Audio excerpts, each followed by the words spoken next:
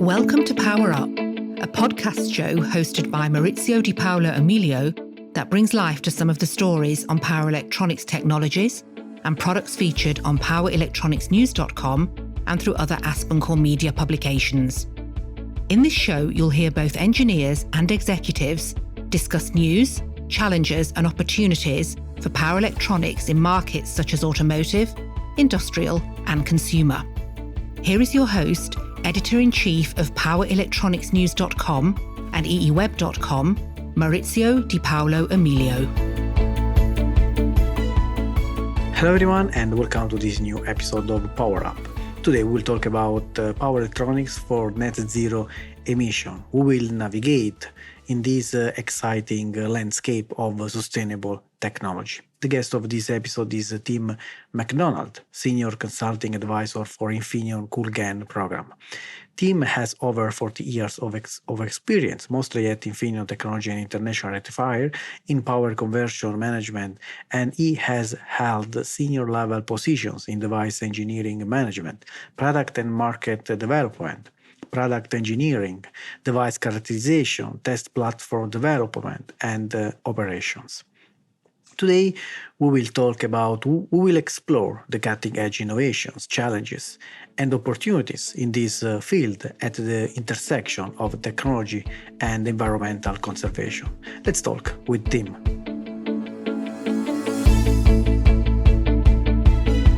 Hi, Tim. Thanks a lot for coming on. How are you? I'm doing very well, thank you. Thank you. So, Tim, where are you located? I'm based at Infineon's office in El Segundo, living in Redondo Beach, and these are the coastal areas of the Los Angeles area in California. Nice place. So today we will talk about power electronics for net zero emissions. So I have prepared a couple of questions before sharing with you. So please introduce yourself. Give us a little bit of your background information. Sure.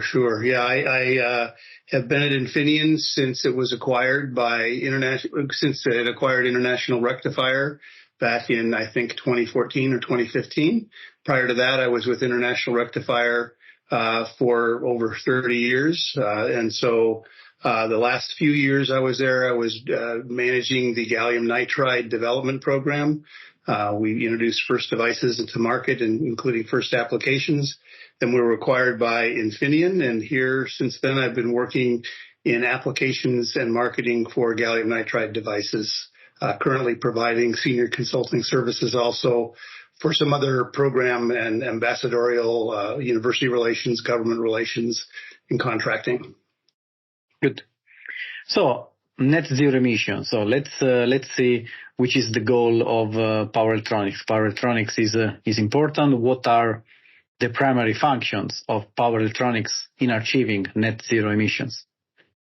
Yeah, I think the low-lying fruit, which is ever present actually, so it's an inexhaustible low-lying fruit, is efficiency. Because wherever there's a power conversion process oriented towards zero emission, it's always a question of how much carbon or how much energy it takes or how much electricity it takes to do the work. If you can do it more efficiently, then of course you are either producing less carbon to get the electricity if you're using carbon-based sources, or you're requiring less electricity output, meaning that there's less net grid tie-up, less renewable resources required to do the job. So efficiency, I think, is always key. Maybe even all the more so in the next stage, which is if you look at the vast number of processes which are not even electrified as yet. We use natural gas for heating, for example, or for cooking, or we have natural gas or other fuel sources that are used in industrial processes. And so it will take a tremendous amount of work to process development and equipment development to electrify those industries. So here efficiency can play also a very large role because the alternative will be to load the grid with higher demand. And so we can help to minimize that with efficiency. But in net, wide bandgap devices will also play a big role in that process of electrification by driving that efficiency, by driving system cost reduction. Yeah, indeed. So just let's talk about wideband gap in this case, gallium nitride and silicon carbide. So talking about GaN, how do you see GaN in competition with silicon carbide? Yeah, I would say it's a very complementary competition. I think we see today that there's a separate role for each. There's a role for gallium nitride very clearly below 600 volts and below today, and there's a role starting at 600 volt for silicon carbide and above. But I think that boundary in between will be sort of pliable in the future, depending on a few things. One is the cost, the net cost of producing silicon carbide, including the substrate, which has some unique challenges. And the other one is, I think, the overall quality and reliability improvement of both materials, including their maturity application by application. So here I think we see today in the automotive space as one of the most demanding from a reliability, but rewarding from a quantity. Clearly silicon carbide has established itself in the inverter case, and even in some of the chargers today, although there's still a big role for silicon today in chargers. But I think GaN in this space has a role to be played in the battery chargers and potentially the DC to DC power supply. Far enough out potentially for lower voltage batteries, maybe even the inverter, but I think that will not be the first application to adopt GaN in automotive. So here I wouldn't say that there's a clear winner in the long term, but rather that it depends on how things mature, and there's a role for both materials. Of course, with Infineon, we provide both devices and technologies, so we're well positioned, whichever path that goes, to provide each customer what they need for their solution. So when we talk about GaN, so considering GaN-based power devices, let's analyze just one aspect about substrate. So could you elaborate on the significance, importance of the choice of substrate material regarding about performance, reliability, manufacturability, and how designers, so researchers are addressing substrate-related challenges? We're speaking about with respect to gallium nitride substrate here. Yes, with respect to gallium nitride, right. Yes. So today, I mean, initially, gallium nitride as a material, even as a transistor material, although not power conversion, was largely grown on silicon carbide. So you have RF HEMTs that were developed growing gallium nitride layers on top of silicon carbide. And in this case, there's a better thermal property and a better or lower mismatch compared to growing GaN on silicon, which came next and which is in fact predominating today. So the benefit of GaN on silicon is that although there's more of a mismatch of the thermal coefficient of expansion and of the lattice, there's a much lower cost to start with. The substrate is benefiting both from the diameters that are available and from overall cost from the 75 years of silicon being in use. So I think that's one of the largest benefits you get from that. And so I think here there is continued work. We're increasing the diameter of wafer availability or of scalable produced in volume GaN on silicon technology. That will continue. There's no reason not to think that won't continue to go up from 8-inch almost today to even higher in the future. But also there's other prospects, and in particular, if you want to expand the voltage for gallium nitride-based devices, then we've seen some benefit in the industry from using different substrates, for instance, sapphire, because there's a better lattice match with sapphire than there is with silicon. And so this means that whereas you would have to grow a very thick layer in the boundary between the active GaN layer and the substrate in order to have a high voltage device on silicon, if you grow it the same voltage capability on sapphire, it's a much thinner layer. And so that results in lower production costs, less time in the MOCVD reactor. So sapphire, I think, has a role, at least certainly insofar as higher voltage devices go.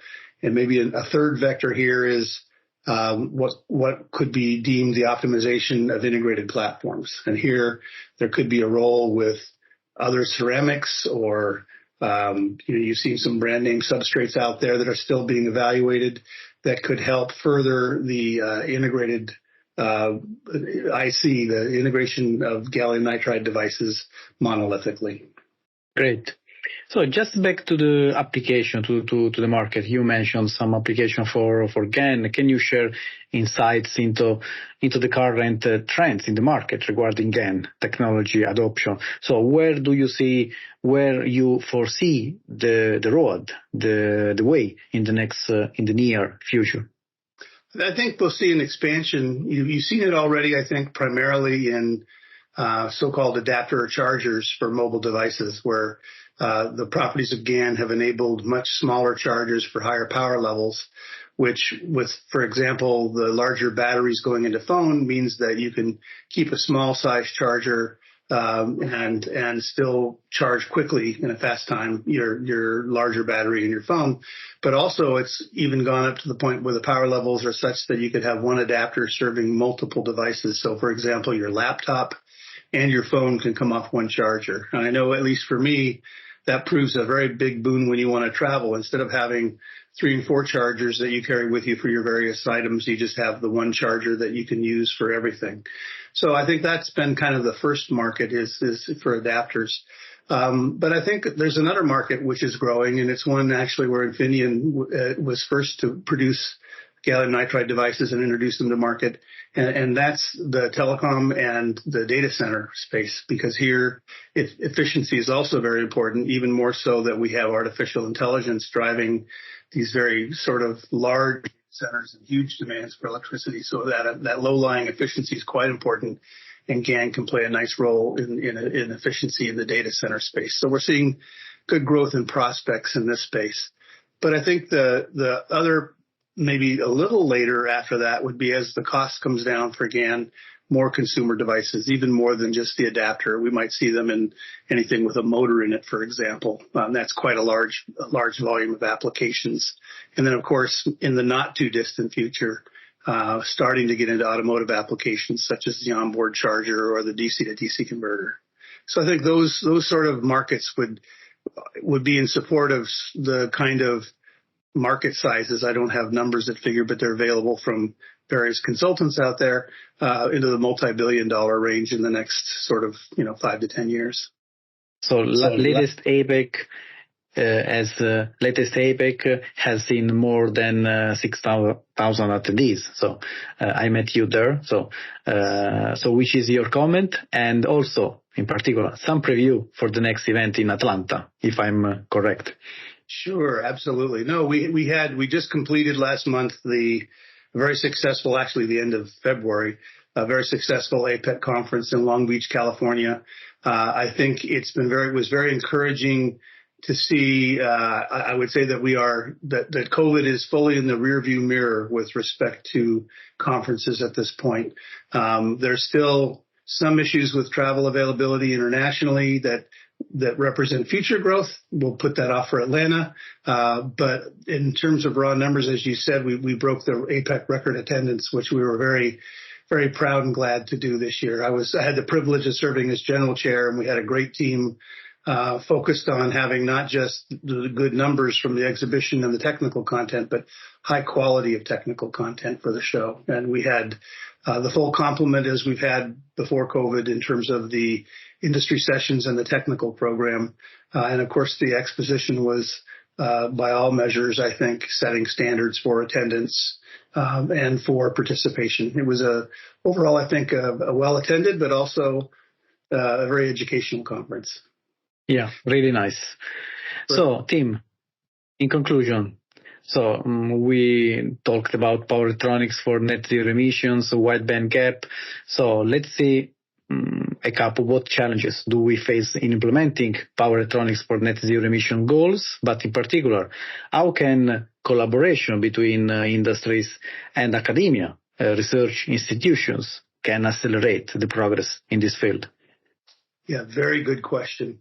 I've spent a bit of my time in this space, and I think what's working and what's exciting to see is, I want to say globally, there has been participation by the government in terms of funding, and then standing up institutions in various continents, let's say consortia or organizations that are focused on helping solve some of the industry level problems for semiconductors broadly, but for power semiconductors in particular. I think there's in Europe and the U.S. and I think in China at least, and probably other countries too, specific focus on aspects of power conversion, which can relate to and touch on some of the topics we've covered here. It might be looking at advancing long-term substrate properties and development and costs, but also at device development, pursuing each roadmap depending on the sort of demands and vectors we've been talking about here. So there's always been some research between academia and industry, but I think the scope and the breadth of it and the size of it has increased dramatically in the last few years. So it'll be exciting to see how this plays out. And it's been done for sort of geopolitical reasons, but I think that decarbonization will definitely benefit from this because it will help accelerate the process by helping solve some of the problems and driving us further down the availability of low-cost technology to make the decarbonization happen at good system-level cost. Yeah, nice. Okay, Tim, thank you so much for your time. Thanks a lot for joining us at PowerUp. Thank you. Thank you. Take care. That brings us to the end of this episode. Stay tuned with more news and technical aspects about power electronics. If you are listening to this on the podcast page at eetimes.com or powerelectronicsnews.com, links to articles on topics we have discussed are shown on this page. PowerUp is brought to you by Aspen Core Media. The host is Maurizio Di Paolo Emilio, and the producer is James Eade.